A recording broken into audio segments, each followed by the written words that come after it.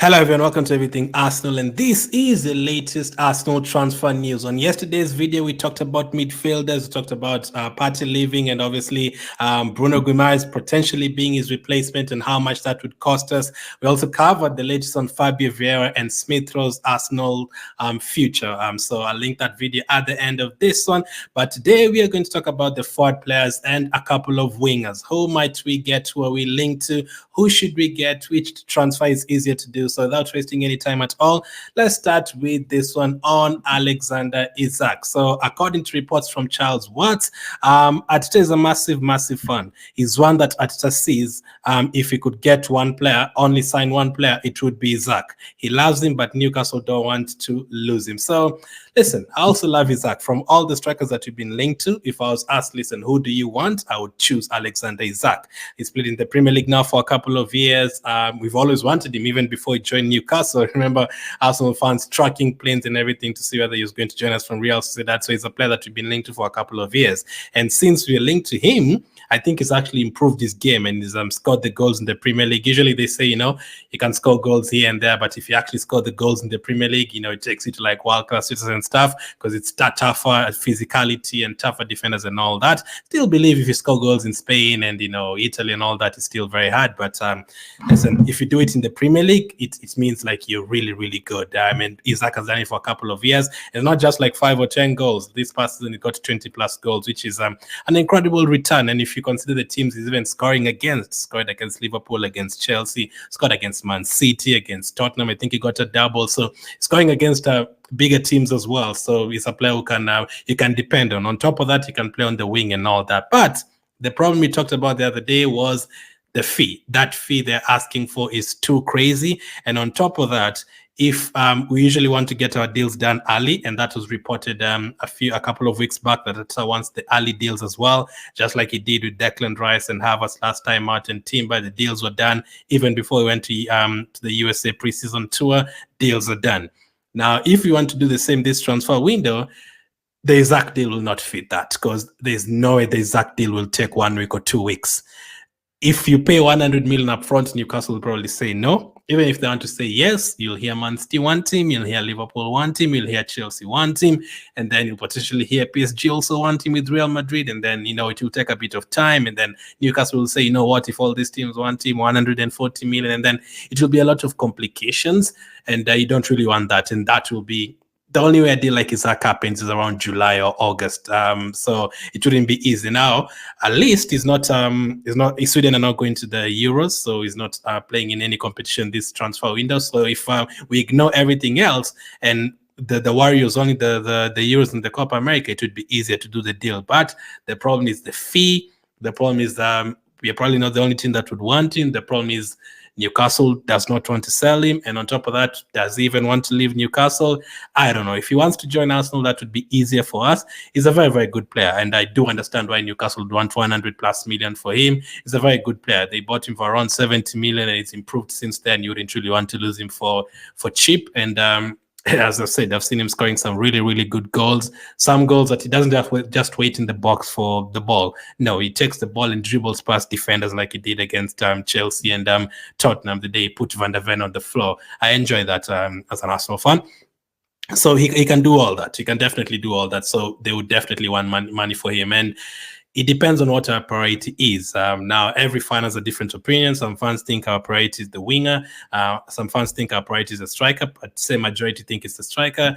I've had some people saying left back is our priority. I've had people saying midfield. If you're selling Partey, midfield is our priority. So depends. What is Arteta Edu's priority? If they feel like it's a striker and that is where they want to spend 60% of the budget, well and good. And we actually don't know how much exactly the budget is. We were told 100 million, we were told 200 million again 1 month, 2 months ago. But then recently we were told it could be like 100 to 150 million. And then plus sales, I don't know how much that could be. So it depends on what our budget is as well. If that is our budget, we can go for that. But if that is not really their priority and they feel like left back is the priority alongside the midfield and they want to divide, 30% on that and then maybe go 20% for a strike and then 20% to use it on a goalkeeper or a winger. I don't know what the priority is, but Isak, the deal is going to be very complicated. Arteta likes him. I'm sure you'd want to join Arsenal if you're given the chance. We're in Champions League football, you're competing for titles, and we also, by the way, are going to talk about Guardiola in this video somehow. It could be great for us if you wanted to move, but also, again, if it's pushing moves and forcing moves away, that always takes time and it becomes too complicated.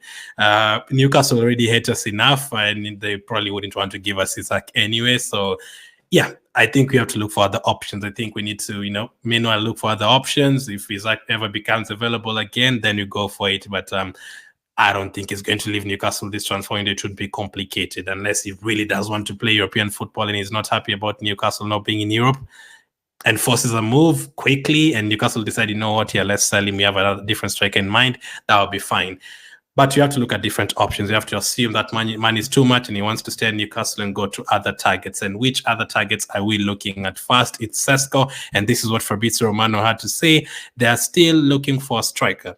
They still believe they need a proper number 9, a traditional number 9. Sesko is a name in the list. Gyökeres, the dream target could be Isak, but I don't think he's going to leave the club. So as Fabrizio said, he doesn't think Isak will leave the club. So we are down to 2 targets in terms of that striker position. That is Sesko and Gyökeres. Now, we don't know if they want any other strikers. We've heard about Brobbey from Ajax, but it could be like a secret between that. They do like, yeah, hey, listen, we want this striker from the Dutch league. We want the striker from La Liga. Anyone, like there's a striker at Girona, I think he's Ukrainian striker. He bangs in goals every time. He just won the Golden Boot in Spain. I've forgotten his name. I saw him scoring, I think, a hat-trick or something the other day. He's a very, very good player. So a striker like that can become available, and you're like, listen, we can go for him. So you can never know what they're thinking. They could be thinking Tammy Abraham from Roma. Who knows? We never know. I mean, if I was to pick my own striker, I'd probably go for Watkins. I'd absolutely love Watkins, but that would even be tougher than Isak because those guys have just qualified for the Champions League. They're doing absolutely well. I'm sure they all love Emre over there. So for a player to really leave, it doesn't really make sense right now. So he's an Arsenal fan though, so maybe that could help, but that would be even more complicated than the Isak deal. So you have to look for strikers who are easier to get. I don't think we are desperate. 2 years ago when you're fighting for the top 4, we are desperate when you're trying to get the Vlahovic and all those guys. Right now, you're not desperate. You can tell them, hey, listen, we still scored 90 goals without a striker. We're okay with Havertz, we're okay with Jesus, you're okay with this one and that one. We're not desperate, and we can show the other teams that we're not desperate, and then at the end of it all, we still get the striker without showing that you're desperate. Because the moment you show that you're desperate, you're going to have to pay a lot of money.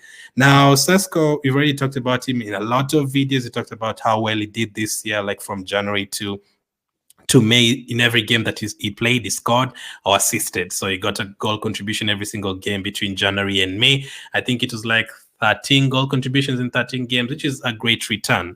I did say I'm waiting for the Euros to see how he does at the Euros. We already know how good Gyökeres is. I also just watched him last night playing against FC Porto in the final. Really, really good player. But again, it would cost a lot of money. If we get Gyökeres instead, like Gyökeres would be my second one after Isak. If we get Gyökeres, that'd be over the moon as well. Even though it's just like one season, he's also done well at Coventry before in England, so that's great. Sesko would be, I don't think many people would be like overly excited with Sesko coming in, but the thing is, I don't think people were overly excited with Odegaard coming in. I don't think people were overly excited with Ben White coming to Arsenal. I don't think people were overly excited with Havertz coming to Arsenal, or Trossard coming to Arsenal, or the goalkeeper Ryan Ramsdale coming to Arsenal. But we've been doing really well the last couple of years with those players. So I don't think it's a matter of overly exciting or this and that. As long as they come and do the job and they fit in the system. I'm also in a position where I feel like whichever player that joins Arsenal, they're always going to be good because of the foundations that we have built, and the environment that we have. You're going to come and play next to Odegaard and Saka and Rice and all those guys, and you're going to be managed by Arteta. You're going to have an amazing set piece coach and all that. You're just going to be automatically better. It might take time, and we don't really have time, and we want to win trophies next season. I think you're going to be under a lot of pressure now to win a trophy next season. Hopefully we do. I'm confident we will. And any player that comes into Arsenal right now is under a lot of pressure as well to deliver right away. Just like we expected, the Havertz and the Trossads of this all to deliver right away because we're in the middle of title races and going into seasons trying to win the title. There was a lot of pressure. So let's see what happens with that. Depends on how the Gyökeres one goes. I'm leaning towards 70%. I'd be okay with Sesko if he's going to do the job. He's a striker, wants to score goals. If you create those chances you create with Odegaard and Isak and all those guys, he's going to score the goals. He wants to be a striker. He's going to score the goals and he's going to be a different option. But let's wait and see what happens with others. So that's the striker situation. Let's talk about next the winger situation. Another player who can play as a striker as well. Rashford. Can you imagine that? Rashford to Arsenal. What? According to reports from AFC Amden, and AFC Amden, I know people will be like, who's this and all that.